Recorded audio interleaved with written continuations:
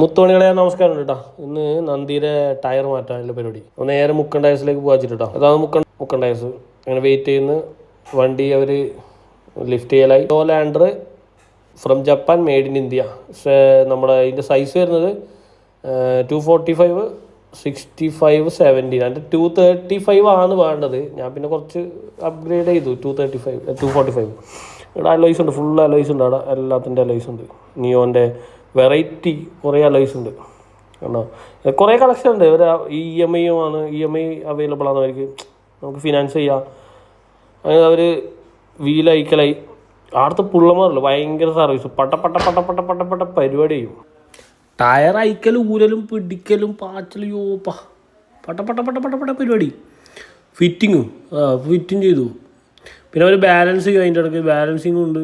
എല്ലാം സെറ്റാട്ടോ, പെർഫെക്റ്റ്. എനിക്ക് ഭയങ്കര ഇഷ്ടപ്പെട്ടു ഇവർ പണി. ഇവരെ കോർഡിനേഷൻ ഭയങ്കര കേട്ടോ.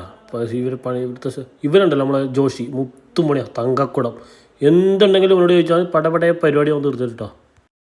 എല്ലാം സെറ്റാക്കി തരാം. പട്ടപ്പട്ടയം സെറ്റ് ചെയ്തു. അങ്ങനെ വീൽ അലൈൻമെൻറ്റ് കുറച്ച് പ്രശ്നം ഉണ്ടായിരുന്നു. എന്താ പറയുക, വണ്ടിയുടെ കുറച്ച് ടയർ, അതിൻ്റെ കുറച്ച് ടയർ നല്ലോണം തയഞ്ഞിന്.